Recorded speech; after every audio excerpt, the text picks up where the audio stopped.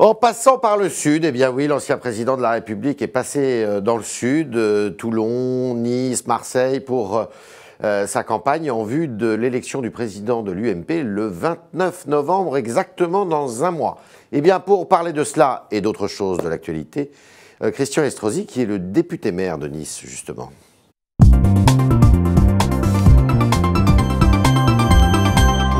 Christian Estrosi, bonjour. Yves Tréhard, bonjour. Bienvenue pour votre escale parisienne et figaresque. Alors, il y a un sujet qui aujourd'hui occupe toute la classe politique. J'aimerais avoir votre sentiment là-dessus. Les écologistes tirent à boulet rouge sur le gouvernement dans l'affaire du drame de Sivins, cette retenue d'eau située dans le Tarn. Est-ce qu'il y a une instrumentalisation politique de ce sujet?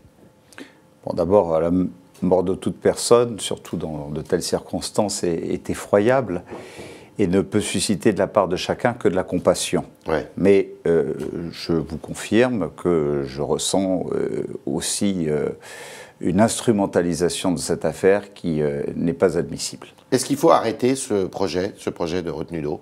Moi, je n'ai pas à juger. Il y a Oui. eu des procédures d'engagées. Le Conseil général a voté pour. Oui, mais le Conseil général a voté pour. J'imagine que tous les organismes de l'État se sont prononcés, les directions de l'environnement, de l'aménagement du territoire, la prévention des risques, etc., etc. Qu'il y a eu des instructions administratives, des enquêtes d'utilité publique, etc.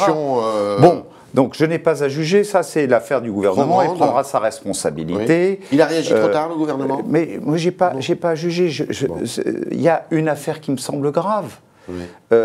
C'est qu'il y a eu 56 attaques extrêmement violentes ces dernières semaines à l'égard de policiers. Oui. De la part de commandos qui, pour la plupart, sont d'extrême gauche. Vous savez, au nom de l'écologie, aujourd'hui, on voit qu'on vient surtout, et on détient surtout un héritage d'extrême gauche. Et que, systématiquement, ces policiers, ces gendarmes sont pris pour cible. Donc, je dis que ça n'est pas parce qu'on a un mécontentement quelque part qu'on doit réagir de manière irraisonnée, de manière violente, sans respecter les principes, les règles de la République. C'est un comportement anti-républicain, tout simplement. Monsieur le député, est-ce que les écologistes sont des apôtres de la décroissance pour vous? Oui, ce le sont. J'estime que je suis moi-même un écologiste. Ouais. Je dessine avec ma ville, elle est reconnue comme telle, avec des prés paysagers pour sa coulée verte. Il vous ennuie beaucoup? Le pavillon bleu que nous avons défendu, etc., etc. Or, systématiquement, les écologistes sont des militants politiques qui essaient d'empêcher tout de se faire, de se réaliser. C'est-à-dire que ce sont des mouvements anti-progrès. Anti-progrès. Anti-progrès, tout simplement. On pourrait débattre longtemps des principes de précaution que nous avons nous-mêmes mis dans la Constitution et qui aujourd'hui mériteraient en tout cas de réouvrir un vaste débat. Christian Estrosi, vous allez voter pour qui dans un mois? Je voudrais simplement dire sur ce sujet que, je témoigne tout mon soutien à l'égard de la gendarmerie. 2, que je trouve absurde la réaction de M. Cazeneuve. Donc moi, je ne demande pas la démission. Il a agi avec les décisions qu'il devait prendre pour protéger. Qu'est-ce qui est absurde alors? Mais ce qui est absurde, c'est aujourd'hui de demander aux gendarmes de se défaire de leurs grenades offensives. Nous sommes sur un plan Vigipirate renforcé. Nous savons que ça fait partie d'un arsenal qui permet aujourd'hui de prendre des mesures de protection de la société et de faire face à tout événement. Eh bien, je trouve que c'est assez irresponsable de sa part. Alors, vous allez voter pour qui le 29 novembre? Pourquoi vous douteriez que je ne vote pour Nicolas Sarkozy le 29 novembre? Je vous pose la question. Vous allez voter Nicolas Sarkozy. Alors, est-ce qu'il a réussi son retour, Nicolas Sarkozy? On entend dans la presse des observateurs, journalistes ou pas d'ailleurs, qui disent le retour, il n'est pas génial. C'est vrai?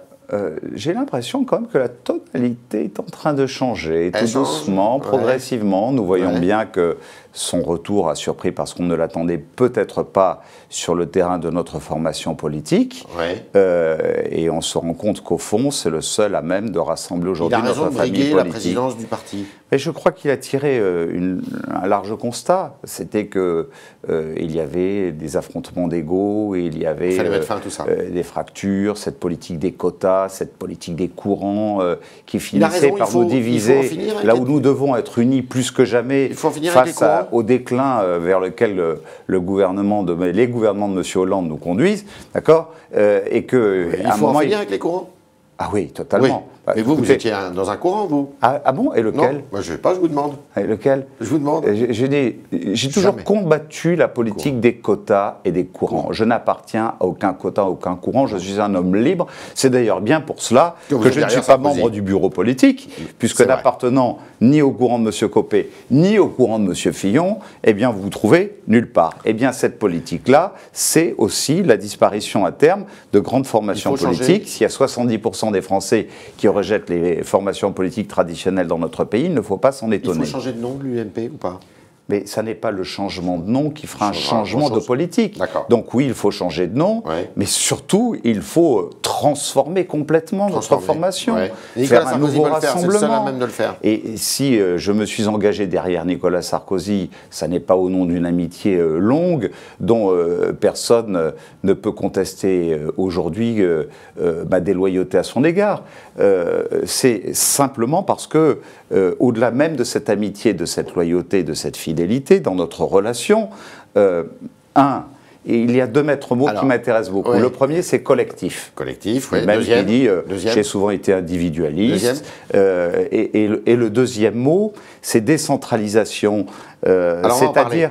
On va en parler. Mais est-ce que vous allez soutenir François Fillon pour les primaires? Parce que vous avez été avec Fillon à un moment aussi. Non, je n'ai pas été avec Fillon à un moment. Vous l'avez soutenu pour la présidence? J'avais le choix. Il y avait que deux candidats. Oui. Il y avait Copé et Fillon. Et Copé, c'était pas possible pour donc j'ai fait le choix de la candidature de Fillon contre Copé. Passé cette échéance, j'ai estimé qu'un affrontement entre Copé et Fillon n'était pas quelque chose de sain pour notre mouvement, 2016, que je voulais moi-même être un rassembleur et que j'appelais aussi bien les soutiens de Fillon que de Copé à dépasser ces clivages. Malheureusement, nous n'y sommes pas parvenus ces 2 dernières années. Pour les primaires, 2016, Sarkozy.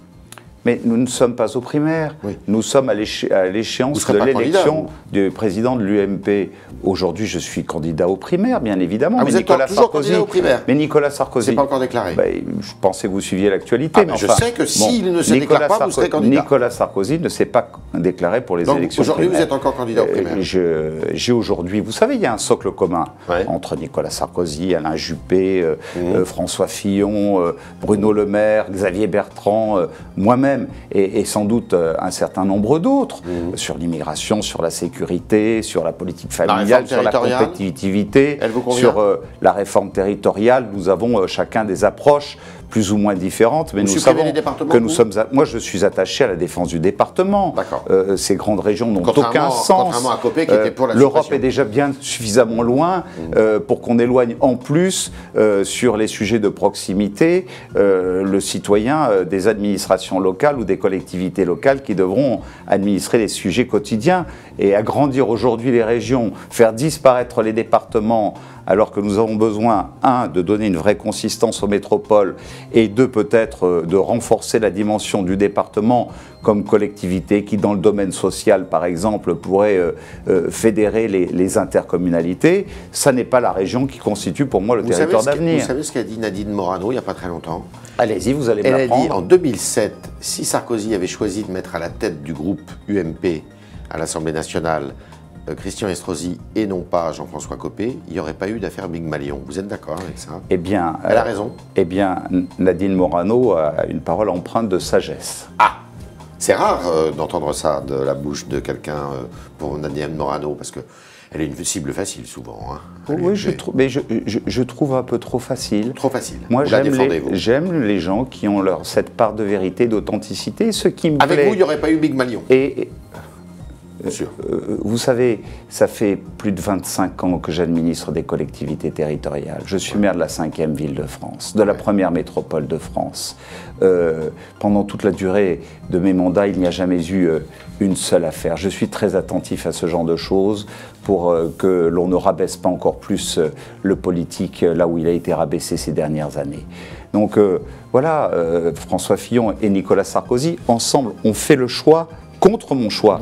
Je l'ai admis parce que je n'étais pas là pour poser des difficultés au président de la République. Bon, quelques années plus tard, et ce n'est peut-être pas à Jean-François Copé lui-même qu'il faut le reprocher, mais j'aurais peut-être été plus attentif à ce que ce genre de choses qui émanent de ses proches ne se produisent pas. D'accord. C'était le talk Orange Le Figaro du député-maire de Nice, M. Christian Estrosi, qui nous a dit qu'il était évidemment derrière Nicolas Sarkozy pour cette élection du 29 novembre, il n'y avait aucun doute, et que lui, pour ce qui le concerne, était toujours candidat quand même à la primaire de 2016 pour désigner le candidat UMP à l'élection présidentielle, si Nicolas Sarkozy n'y va pas. Merci Christian Estrosi. Merci.